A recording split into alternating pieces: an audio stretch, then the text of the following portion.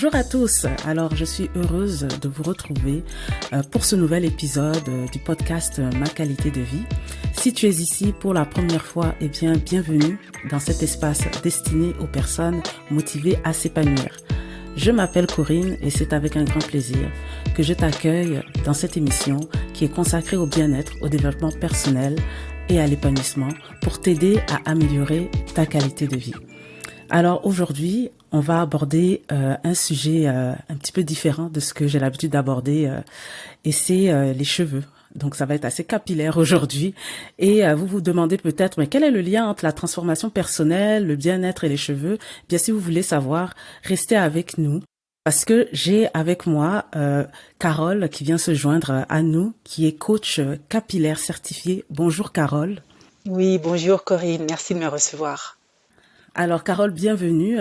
Et donc tu es coach capillaire certifié, comme je disais, et tu interviens auprès des femmes qui ont des soucis avec leurs cheveux, donc qui ont les cheveux abîmés, et tu les aides finalement à renouer avec leurs cheveux naturels et avec elles-mêmes, ce qui est assez particulier dans ta méthode. Donc tu es aussi l'animatrice du podcast My Afro, mais pas que, vers la chevelure naturelle de tes rêves. Alors voilà, je pense qu'on est tous intrigués, on voudrait en savoir un peu plus sur ce que tu fais et les services que tu offres. Est-ce que tu peux nous en parler? Oui, bien sûr, avec grand plaisir. C'est vrai que le métier de coach capillaire, c'est une nouvelle activité. En fait, moi, je suis coach capillaire certifié.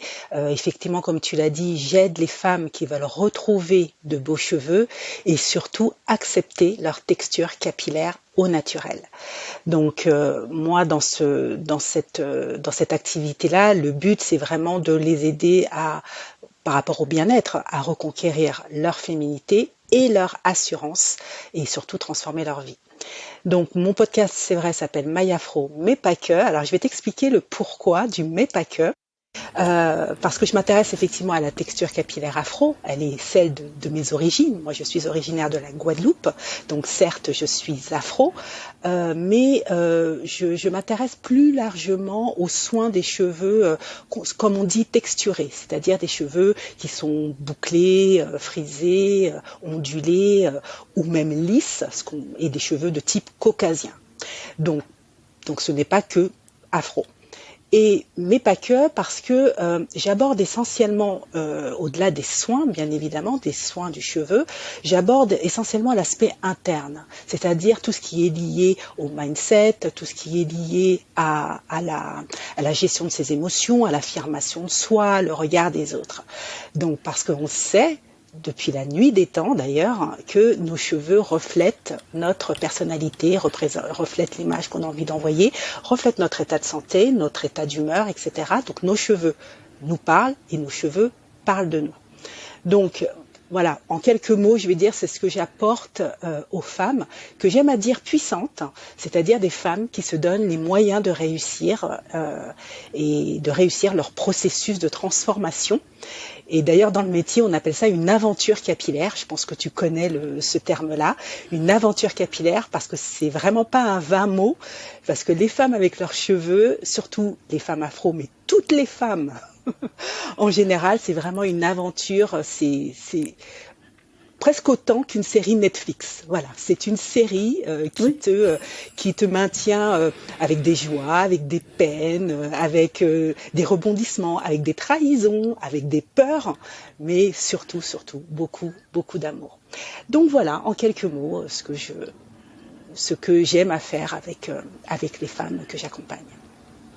Alors, tu parlais d'aventure capillaire. Justement, toi aussi, tu as eu tout un cheminement avec tes cheveux. Est-ce que tu peux nous raconter ton histoire?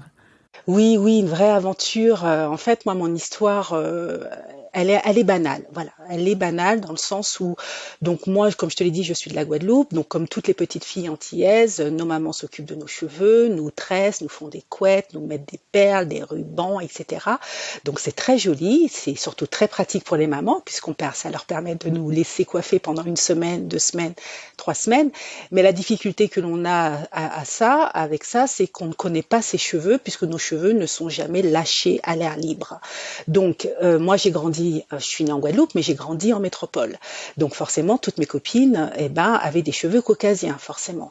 Donc, quand on ne connaît pas ses cheveux, quand on ne connaît pas la beauté de nos cheveux, qu'on a comme référence des cheveux qui ne sont pas les nôtres, tant au niveau de notre entourage que dans la société, on va dire, les publicités, l'entourage, etc. On n'a pas tellement de modèles et on n'apprécie souvent pas ce qu'on a. Et aussi, ce qui se passe, c'est que malheureusement pour moi, et comme c'est le cas de beaucoup d'enfants, certaines mamans ne savaient pas comment s'occuper des cheveux ou n'avaient pas les bons produits, et donc les séances de soins, le shampoing du week-end était plutôt une épreuve plutôt qu'un plaisir. Donc, ce qui se passe, c'est qu'à l'adolescence, souvent, on a envie de se séparer de ça, on a envie de vivre autre chose et on se détourne de sa nature de cheveux qu'on ne connaît pas et souvent on n'aime pas. Donc j'ai voulu faire un défrisage. Alors j'ai commencé parce qu'en fait moi je voulais un curly comme Michael Jackson, voilà, on va dire ça. Je voulais avoir les cheveux curly sans savoir finalement que mes cheveux étaient curly naturellement, forcément, puisqu'ils étaient toujours attachés. Donc voilà, c'est comme ça que je suis rentrée dans la spirale infernale du défrisage pendant de très nombreuses années, puisque j'ai été défrisée de l'adolescence jusqu'à l'âge de 46 ans. Donc tu peux imaginer le nombre d'années, c'était des défrisages tous les 2 mois environ chez la coiffeuse. Et donc effectivement, il y avait une méconnaissance pour moi des soins adaptés à mes cheveux défrisés. Et les années passant, ils se sont énormément affinés, abîmés et je perdais énormément de cheveux. J'ai tout fait. J'ai tout testé, j'ai tout essayé, j'ai été voir si j'avais pas de problème de santé, j'ai été acheter des produits très très chers, j'avais les placards de salle de bain qui débordaient. Bref, et jusqu'au moment où j'ai été résignée et que je me suis dit voilà, laisse tomber, et j'ai découvert les faux cheveux. Alors les faux cheveux, ça a été mes pires ennemis, c'est-à-dire que finalement, sous couvert de nous donner l'impression d'être bien coiffés, d'avoir du volume, d'avoir de la longueur et puis de gagner du temps, moi ça a fait que empirer la situation. Et je sais que beaucoup de femmes vivent cette chose-là. Et la difficulté qu'il y a aussi de ça, c'est qu'on n'arrive pas à s'en séparer parce qu'on se dit, si je sors sans mes faux cheveux, à quoi je vais ressembler? Je vais ressembler à pire que ce que je suis déjà. Donc bref, ma vie a changé à 43 ans. Par le hasard, tout simplement, quand j'ai découvert, grâce à YouTube, qu'il était possible de faire pousser des cheveux afro. Parce que moi, j'avais la croyance que les cheveux afro ne poussaient pas ou restaient au niveau du cou, qu'il fallait être métissé pour avoir des cheveux longs. Bref. Et quand j'ai découvert que, en fin de compte, des femmes pouvaient porter de leurs vrais cheveux naturels et qu'il suffisait de faire des soins, là, je suis tombée dedans et j'ai appris. Voilà, je te fais ça court, mais en gros, voilà mon cheminement. Je me reconnais aussi dans ton cheminement un petit peu. Alors moi, je vais te raconter aussi mon parcours parce que j'ai les cheveux naturels, mais comment est-ce que j'en suis arrivée là? Alors en fait, moi aussi, je suis ivoirienne, donc de l'Afrique de l'Ouest et chez nous on fait aussi comme aux Antilles, on fait les tresses et tout. Mais je dois dire que je suis née en France à Paris et que jusqu'à l'âge de 7 ans, donc je vivais en métropole. Comme toi, j'ai fait un petit peu le parcours inverse à toi. Puis finalement, à l'âge de 7 ans, mes parents ont décidé de rentrer en Côte d'Ivoire. Donc là, à ce moment-là, on est rentré. Mais de toute façon, quand j'étais sur Paris, ma mère me faisait des tresses, des nattes et tout. Et puis ça a continué quand on est rentré en Côte d'Ivoire. Et le truc, c'est que évidemment, ça prend du temps de faire les tresses à son enfant. Et puis, oui, les mamans, elles font les tresses, puis ça dure une semaine, puis elles ont la paix pendant une semaine, mais après, il faut recommencer. Et puis finalement, à l'adolescence, elles nous laissent aller avec nos cheveux parce qu'elles en ont assez. On peut les comprendre. Et donc, on les défrise. Donc voilà, moi aussi, j'ai défrisé mes cheveux et tout. Et ça a commencé comme ça. Et moi, le défrisage, j'ai fait des défrisages jusqu'à l'âge, je pense 33, 34 ans. Et ce qui est arrivé, en fait, c'est que moi, c'est par la contrainte que je me suis retrouvée à adopter mes cheveux naturels. C'est-à-dire que j'avais aussi mes fausses croyances, tout comme toi. Et je pensais même que mes cheveux naturels ne m'allaient pas. C'est à ce point-là que j'avais des fausses croyances. J'étais sûre que non, mes cheveux naturels, ça va pas. Je me souviens d'avoir eu une conversation avec des collègues au travail un jour et je l'ai dit, j'ai dit mes cheveux naturels, ça me va pas. C'est pour ça que je les défrise et tout. Puis il y a une de mes collègues qui m'a dit mais comment est-ce que tes cheveux naturels ne peuvent pas t'aller? Ce sont tes cheveux naturels. Donc, évidemment, quand tu prends ça comme ça, tu te dis, ben c'est vrai, elle a raison, mais j'étais en résistance. Donc, malgré le fait qu'elle m'ait dit ça et que sa réflexion était pleine de bon sens, je l'ai pas adopté parce que j'avais ces croyances intériorisées que non, ça me va pas. Donc, c'est par la force des choses, au début de la trentaine, que finalement, ce qui s'est passé, c'est que mes efforts de défrisage, là, de lissage avec les crèmes défrisantes, à un moment donné, c'est que ça fonctionnait plus. Je sais pas ce qui s'est passé, je pense que c'est hormonal, mais en tout cas, mes cheveux, ils prenaient plus, ça défrisait pas. J'allais chez la coiffeuse, on se battait avec, on mettait la crème, on la laissait plus longtemps qu'il ne fallait. Au final, ce qui se passait, c'est que tout le centre, j'avais comme un gros rond, là, tout le centre, mes cheveux, ils voulaient plus se défriser. Ça prenait plus. Et puis, tout le contour était défrisé. Donc, tu comprends qu'à un moment donné, tous les cheveux du milieu se sont cassés. Donc, j'avais comme une sorte de couronne de cheveux défrisés en haut, tout autour. Et au milieu, c'était naturel. Mais là, ça pouvait pas rester comme ça. Alors, qu'est-ce que j'ai décidé de faire? J'aurais pu me dire, OK, je coupe tout et je passe aux cheveux naturels. Mais non, là, j'ai décidé d'aller me faire des tresses. Et je me suis fait des tresses. Comme ça, je suis allée chez la tresseuse tous les 2 mois pendant 2 ans. Parce que je savais pas quoi faire avec ces cheveux-là. Et la texture naturelle, comme toi, je la connaissais plus. Je savais pas quoi faire. Mais après 2 ans, je les ai retirées, là, toutes ces tresses et ces mèches, puisque c'était avec des rallonges, évidemment. Et là, je me suis retrouvée face à mes cheveux. J'avais une bonne repousse. Et là, je me suis dit, qu'est-ce que je fais avec ça? Et donc, comme toi, il a fallu que j'aille sur YouTube pour apprendre à prendre soin de mes cheveux naturels parce que j'étais pas outillée, j'avais aucune idée de la façon dont il fallait les entretenir et j'ai redécouvert ma texture. Je me souviens, je faisais des shampoings et puis je touchais à mes cheveux puis je disais, oh, c'est comme une éponge. Oh, mais tu te rends compte que je me suis dit, ben, c'est fou que on soit tellement déconnecté de nos cheveux naturels que lorsqu'on fait le saut, on sait plus quoi faire avec, on est perdu, on redécouvre. C'est comme si c'était une nouvelle naissance finalement. Donc j'ai trouvé ça assez particulier et donc c'est comme ça que j'ai pu finalement trouver des façons de m'occuper de mes cheveux. Et puis là, maintenant, ils sont courts. Et ça fait pas longtemps qu'ils sont courts. Ça fait 2 mois qu'ils sont courts. Voilà, j'ai eu une chute de cheveux hormonale. J'ai dû couper donc mes cheveux, mais avant de les couper, il fallait que je le fasse. Hein. Je le savais bien parce que ça marchait plus. Je me suis retrouvée avec des cheveux plus courts au centre parce que la chute a été vraiment encore au centre et un petit peu sur les côtés. Mais il fallait que je coupe pour repartir à neuf avec le traitement. Mais quelle fausse croyance j'avais à ce moment-là. Je me disais, les cheveux courts, ça m'ira pas. J'aurais pas une belle tête avec les cheveux courts. Je serais pas belle avec les cheveux courts. Ça sera pas joli, les cheveux courts naturels. Mais comme j'avais pas le choix, je les ai quand même coupés.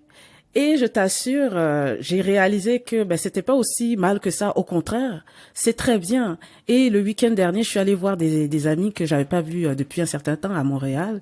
Et tout le monde m'a dit, Corinne, tes cheveux courts te vont bien, ça te va bien. Alors là, je me suis dit, oh. Donc, tu vois, mon aventure capillaire aussi, elle s'est étalée sur un certain nombre d'années et jusqu'à tout récemment, j'avais encore de fausses croyances très intériorisées par rapport à mes cheveux naturels. Mais bon, voilà. Donc là, maintenant, j'embrasse ma chevelure pleinement et j'apprends aussi à m'occuper de cheveux courts aussi. Oui. J'apprends à m'en occuper et à activer les boucles aussi. D'accord. Tu disais que après le défrisage, donc tu as été contrainte voilà, combien de temps, donc tu as fait 2 ans de tresse, c'est ça, et après que tu as remis tes cheveux au naturel, sans tresse, combien de temps après, pendant combien de temps tu t'es occupé de tes cheveux au naturel, sans tresse, sans rien, du coup? Pendant combien de temps tu les as portés comme ça? Pendant combien de temps? Je dirais début trentaine jusqu'à maintenant. Maintenant, j'ai 46 ans. Donc, ça fait quand même plusieurs années. Donc, tu les as portés pendant 15 ans environ. Tu les as portés naturels pendant 15 ans. Et c'était parfait, c'était nickel. Tout était bien. Ben en tout cas pendant les années où j'avais mes cheveux naturels, parce que j'ai pu trouver des façons de faire avec les youtubeuses là de cheveux Ouais, naturels. Donc ouais. j'ai essayé des choses. C'est pas venu sur le coup. Hein. Il a fallu que j'essaye de toutes sortes de choses, mais finalement j'ai pu trouver une façon de m'en occuper. Je me faisais des masques capillaires à l'argile avec le rassoul. Puis j'ai constaté que quand je me faisais ça activait mes boucles et tout. Et au fil du temps, j'ai pas eu envie de revenir en arrière. C'est ma transition a été forcée, mais une fois que j'ai fait la transition, je n'ai pas eu le désir de Ah, revenir en arrière. bien Jamais. Je me évidemment. suis toujours dit, j'adore mes cheveux, je veux continuer et j'ai jamais voulu les redéfriser. D'accord. Donc, tu as vécu pendant 15 ans avec des cheveux qui n'étaient pas défrisés et qui étaient parfaitement en bonne santé, qui étaient très bien. Tu étais heureuse de tout Ouais. ça. Ok. Et il y a que simplement il y a quelques mois que t'as subi des chutes et donc tu as coupé tes cheveux. C'est ça? Là, je les ai coupés, voilà, pour faire le traitement et puis pour que ça repousse. Mais là, j'aime tellement mes cheveux courts que je pense que je vais les garder courts pendant un moment, jusqu'à ce que peut-être j'ai envie de les laisser repousser encore. Mais là, je découvre un petit peu le cheveu court texturé et Mhm. j'aime ça. Donc D'accord. D'accord. Oui, voilà, bien j'ai envie sûr. de continuer avec. Et effectivement, je comprends ton parcours, je le comprends tout à fait. Et moi, finalement, moi, je travaille avec des femmes qui, elles, ont un parcours qui sont dans le parcours où elles veulent justement se réapproprier leurs cheveux naturels pour diverses raisons. Donc toi, tu as eu les tiennes, tu as raison, moi j'ai eu la mienne. Veulent se réapproprier leurs cheveux naturels, mais qui n'arrivent pas à résoudre leurs problèmes de cheveux abîmés. Tu vois, c'est vraiment des femmes qui, même en regardant des vidéos de YouTube, en achetant toutes sortes de produits, toute gamme, en faisant des problèmes, en vérifiant avec des bilans de santé, qu'il n'y ait pas de problème justement d'anémie ou de choses comme ça. Elles testent énormément de choses, elles commencent, ça se termine, elles n'y arrivent pas à terminer, elles se découragent, peu de résultats. Donc en fait, ce sont des femmes qui, contrairement à toi, typiquement, puisque tu dis que tu as vécu quasiment 15 ans de bonheur avec tes cheveux, n'ont pas le bonheur avec leurs cheveux et qu'elles cherchent et elles ne trouvent pas. Mais par contre, ces femmes-là, dans leur parcours, et ça c'est important, c'est qu'elles ne se résignent pas. Elles se disent, c'est simplement, j'ai pas trouvé la bonne solution, j'ai cherché, j'ai regardé des youtubeurs, j'ai acheté des produits, j'ai fait tout un tas de trucs et simplement je trouve pas. Et du coup là, quand elles me sollicitent, quand elles font appel à moi, l'idée c'est justement de trouver un autre chemin. Parce que tu vois, j'ai souvent en tête l'image de la mouche, tu vois, qui veut sortir, la fenêtre est fermée et elle tente sans cesse pour sortir. Elle voit que c'est le dehors, que c'est l'extérieur, mais elle n'a pas conscience en fait qu'il y a une vitre et que donc il y a ce fameux plafond de verre qui l'empêche d'aller à l'extérieur. Et donc, elle cesse, elle cherche, elle recherche. Et donc, le but, c'est de vraiment faire prendre conscience à ces femmes qu'il y a un autre chemin. Et c'est là que la dimension interne intervient. Parce que moi, mon offre, la façon, et c'est là où c'est justement différent, c'est de faire comprendre que tu n'as pas besoin de l'extérieur pour trouver ta réponse. Ta réponse, c'est pas des vidéos YouTube. Ta réponse, c'est pas des copines, des coiffeuses, des médecins, des compléments alimentaires. C'est pas l'extérieur la réponse. Et c'est là que le coaching professionnel intervient. C'est qu'on fait prendre conscience à la personne, déjà de son niveau de responsabilisation et aussi de ses ressources internes qu'elle doit aller chercher, qui sont les meilleures solutions pour elle. Et donc là, finalement, c'est en fait, je les aide à travers cet accompagnement à faire ce pont entre ce qu'elles veulent obtenir, des beaux cheveux en santé qu'elles aiment, qu'elles arrivent à gérer facilement en étant hyper heureuses avec ces cheveux, et le fait que tout ce qu'elles ont fait ne marche pas, c'est parce qu'il y a un blocage à aller identifier, travailler, lever et générer une nouvelle énergie. Donc voilà. Donc en fait, ça passe par les soins, bien évidemment, les soins du cheveu, c'est évident. On est sur des soins naturels et on est sur du mindset en fait, sur tout l'aspect interne qui est lié à des blocages pour soi, sur la façon d'entretenir ses cheveux, sur son image à soi. Tu as parlé tout à l'heure de les cheveux naturels ne me vont pas, les cheveux courts ne me vont pas. On a énormément de croyances.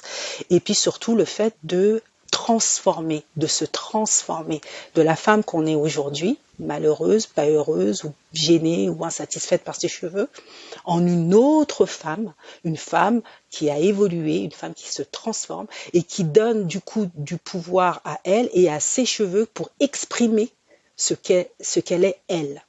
Voilà, en gros. Voilà. Alors, est-ce que tu dirais que nous sommes notre pire ennemi? Parce que dans le fond, on veut avoir une chevelure, une très belle chevelure, on veut une chevelure de nos rêves, des cheveux longs, des cheveux en santé et tout ça. Mais peut-être qu'on n'a pas les bons moyens ou qu'on a aussi un petit peu de résistance à justement à essayer cette autre avenue dont tu parles. Donc, quand je pense justement à l'exemple de tes clientes, quand je pense à mon histoire, à ton histoire, quelque part, à cause de nos mauvaises pratiques, je pense qu'on était notre pire ennemi. Alors, qu'est-ce que tu en penses? Est-ce que tu dirais que on peut devenir finalement son meilleur ami, hein, quand tu dis qu'on renoue avec soi-même? Tout à fait, tout à fait. Et là, moi, je m'inspire énormément d'une citation d'Oprah Winfrey. Peut-être que tu la connais, qui est tellement juste et tellement criante de justesse, c'est qu'on ne peut pas devenir ce que nous voulons être en restant ce que nous sommes. C'est évident, tu peux pas devenir quelqu'un d'autre si tu restes pareil. Donc, de fait, quand tu parlais d'ennemi, on est notre meilleur ennemi et on est notre meilleur allié. Tu vois? Donc, quand j'entends le mot ennemi, là, je vais te rejoindre sur le fait qu'on est ignorante. On est ignorante sur les soins, on est ignorante sur, même si on est, mais alors, criblé d'informations. Ça, c'est évident que sur les réseaux, sur Internet, partout, les salons, les magasins, les boutiques afro, nos placards de salle de bain débordent. On ne peut pas dire qu'on n'a pas accès à l'information. On est saturé d'informations. En revanche, la chose qu'on ne connaît pas, c'est la bonne information pour soi. Ça, et quand tu as cette bonne information pour toi, tu n'es plus donc ennemi, tu deviens allié. Ensuite, on a parlé de fausses croyances, c'est évident. Les fausses croyances sur les cheveux afro ne poussent pas, les cheveux afro ne sont pas professionnels, les cheveux naturels ne sont pas séduisants, ça me va pas, mes propres cheveux ne me vont pas. Comment on peut dire un truc pareil? Et là, je te renvoie à ce que tu as dit tout à l'heure sur ton ami qui t'a dit ça. Donc voilà, il y a tellement de pensées qui nous maintiennent en fait dans un état de sagesse, de confort pour nous protéger, parce que comme on ne connaît pas notre vraie nature, ou ce qu'on en connaît, ça a toujours ou pour beaucoup quelque chose de négatif, soit c'est long, c'est cher, c'est chiant, c'est bon, bref, il y a plein de raisons. Voilà. Donc on se dit inconsciemment, restons dans ce que nous connaissons. Restons dans ce qu'on est et voilà. Et ça ne fait que alimenter ces fausses croyances qui deviennent donc des boucles auto-validantes, qui se valident du coup. Voilà. Donc, on a parlé de l'ignorance, des fausses croyances. Le fait aussi de se comparer aux autres. Ça, c'est un truc de malade. On se compare tout le temps aux autres. Alors, il y a effectivement les dictates de canon de beauté, ça, oui, déjà, hein, qui nous renvoie une image du fameux culte du lisse et du long, ou des boucles parfaites. Je t'entendais parler de boucles tout à l'heure. Donc voilà, on est sur... on se compare. Voilà, moi mes cheveux sont trop ceci, sont pas assez cela, etc. Donc voilà. Il y a aussi le fait que les réseaux sociaux et la société en général nous renvoient du coup une image qui nous déforme du coup de notre vraie réalité, qui est de nos cheveux à nous. Nous sommes uniques, chaque cheveu est identique. Tu n'as pas les mêmes cheveux que moi, je n'ai pas les mêmes cheveux que la voisine. Et pourtant, potentiellement, ça pourrait être les mêmes. Donc voilà. Et donc le fait de se comparer, et il y a aussi un truc qui revient souvent, c'est les je dois, il faut, je dois faire un soin, il faut que je m'occupe de mes cheveux, etc. Enfin, on est dans la force, on n'est pas dans le flow, on n'est pas dans l'attraction. Parce que finalement, lorsque l'on kiffe ses cheveux, quand on kiffe le plaisir que l'on a de s'en occuper, c'est pas un problème en fait. ça devient quelque chose qui est un plaisir, qui est un temps pour soi, un rituel beauté. Pourquoi ça s'appelle un rituel beauté? Il y a bien une valeur ajoutée qui est présente dans le fait de passer du temps à s'occuper de soi-même, tu vois. Donc voilà, c'est quand tu disais est-ce qu'on est notre pire ennemi, je dirais oui, mais non, en fait. Donc il faut juste identifier quels sont finalement les gros problèmes, qu'est-ce qui fait que on n'y arrive pas. Pourquoi d'autres y arrivent, nous on n'y arrive pas, et pourtant la formation est là. Donc ça veut dire qu'il faut aller chercher derrière la grosse racine du problème. Oui, il faut aller chercher en fait en profondeur à l'intérieur de soi, alors que généralement on reste sur l'extérieur, donc la recherche de solutions à travers les produits, et on a tu parles de développer les bons gestes parce que en fait on utilise des pratiques capillaires qui abîment les cheveux. Je sais pas si tu aurais des exemples pour un petit peu orienter les auditrices et savoir peut-être les choses qui sont à éviter déjà. Si elles peuvent arrêter ça serait un bon départ. Et ensuite, évidemment, il y a le travail intérieur. Donc, quelles sont les pratiques capillaires qui abîment les cheveux? Moi, je dirais tout ce qui t'éloigne de ta vraie nature de cheveux, en fait. Tout ce qui t'éloigne de ta vraie nature capillaire. Donc, les lissages. Déjà, nous avons les cheveux texturés, nos cheveux ne sont pas lisses. Donc déjà, tout ce qui est lissage, tout ce qui est faux cheveux, forcément, ils sont faux. Donc ce ne sont pas des vrais, c'est pas tes vrais cheveux. Même si tu vas payer des mèches premium, des lace wigs à je sais pas combien d'euros, etc. Parce que je suis passée par là, je sais ce que ça veut dire. Donc on sait très bien que ça nous renvoie chaque matin quand on pose ça sur la tête, que ce soit des mèches à clip, que ce soit des perruques que l'on met le matin, qu'on remet le soir, qu'on enlève le soir, ou des tissages, ou même des trucs collés qui restent pendant des mois, etc. C'est faux. On le sait que c'est faux. Donc ça te renvoie inconsciemment l'image de l'échec. Tu ne peux pas te rapprocher de ton authenticité quand tu appliques du faux sur toi. Donc, on a parlé des lissages, on a parlé des faux cheveux, on a parlé aussi de tout ce qui est foulard. Moi, des femmes qui sont en foulard systématiquement, c'est non, pareil, ce n'est pas toi. Voilà. Donc, tout ce qui t'éloigne de ta vraie nature, tout ce qui t'éloigne aussi de la connaissance de tes cheveux. Tu vois, par exemple, les coiffeuses. Alors, j'ai rien contre les coiffeuses. Je sais que les coiffeuses, les salons de coiffure, d'ailleurs, sont un marqueur fort dans notre communauté afro.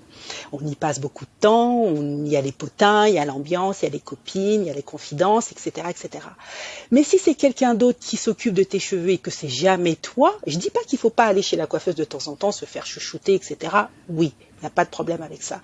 Mais si c'est elle qui assume la responsabilité de tes cheveux, c'est-à-dire que tu ne mets jamais la main dans tes cheveux, ou très rarement, et c'est toujours la coiffeuse qui le fait, ou la copine, ou la voisine, ou la cousine, peu importe la personne qui te tresse et qui s'occupe de tes cheveux, ça c'est dead déjà. Tu sais que tu vas pas pouvoir te rapprocher de ta vraie nature puisque tu n'auras pas acquis cette connaissance qui doit être la tienne. Ensuite, tout ce qui concerne les réseaux sociaux, forcément, les réseaux sociaux qui te font fantasmer. On est dans le fantasme là, tu vois, des nanas on flic et tout, et tu dis waouh, tiens, c'est trop bien, je like la photo, c'est comme un rêve inaccessible. Ça t'éloigne de toi puisque elles ne sont pas toi. Donc voilà. Après, tu as alors les compléments alimentaires. Ça, les compléments alimentaires, faut arrêter avec ça. Parce que les compléments alimentaires, tu n'apprends rien. Tu ne fais que ingérer des gélules, tu as des cures de 3 mois renouvelables, etc. Qu'est-ce que tu as appris sur la connaissance de tes cheveux en prenant des gélules? Rien, nada. Et même certains compléments alimentaires sont en piqûre carrément, intramusculaire. Donc voilà, donc t'as même plus le temps de manger, c'est directement on te fait une dose. Voilà. Tous les gammes capillaires, pareil, les gammes capillaires, elles te rendent dépendante. Tu achètes une gamme, tu en achètes une autre, alors tu penses qu'il faut plus aller cher, mieux c'est, donc etc. Qu'est-ce que tu as appris de tes cheveux? Rien, puisque finalement tu dois apprendre à t'occuper et à constituer par toi-même les soins de tes cheveux. Mais pour ça, il faut les connaître. Et puis bien sûr aussi tout ce qui est solution de masse. On l'a dit tout à l'heure, on est unique, on est des individus on est individuel en fait. Voilà, on est unique sur Terre. Il n'y a pas deux personnes comme nous. Donc finalement, l'idée c'est puisque tu es unique, c'est de te transformer toi en une personne qui sait prendre soin de ses cheveux, en une personne qui sait les aimer, qui sait les assumer en confiance dans tous ces domaines de vie. Donc tu le comprends bien que les erreurs à éviter, c'est ça, c'est tout ce qui t'éloigne qui n'est pas toi, voilà. Et finalement, la chose à faire, c'est te rapprocher de toi, te recentrer et te transformer. Voilà, donc il faut se connaître, il faut connaître ses cheveux, il faut réapprivoiser sa texture naturelle et savoir trouver les bons soins qui conviennent à ses cheveux en particulier. C'est vrai que souvent quand on cherche des solutions, c'est un petit peu des solutions de masse. C'est qu'est-ce qui fonctionne? Bon, j'ai vu qu'il y a telle chose apparemment qui aide à faire ceci, il y a ceci, il y a cela et tout, mais c'est jamais personnalisé à soi. Or, on a tous des cheveux différents. C'est sûr que des fois on voit les catégories de cheveux 3A, 4C, ceci, cela, oui. Mais n'empêche que on est une personne, un individu, comme tu dis, soi-même. Et puis ce qui se passe à l'intérieur de nous, autant sur le plan psychologique, que ce soit avec les peurs, les croyances limitantes, le mindset, que tout ce qui est aussi chimique, parce que je parlais d'hormones dans mon cas, tout ça, c'est propre à soi. Donc oui, il faut se connaître, oui, il faut connaître ses cheveux. Alors, ceci conclut la première partie de ma conversation avec Carole. Je vous retrouve dans la deuxième partie, le prochain épisode. On parlera d'empowerment, on parlera de vaincre ses résistances et on parlera aussi de transformation intérieure. Surtout, n'oubliez pas de vous abonner au podcast et je vous dis à très bientôt.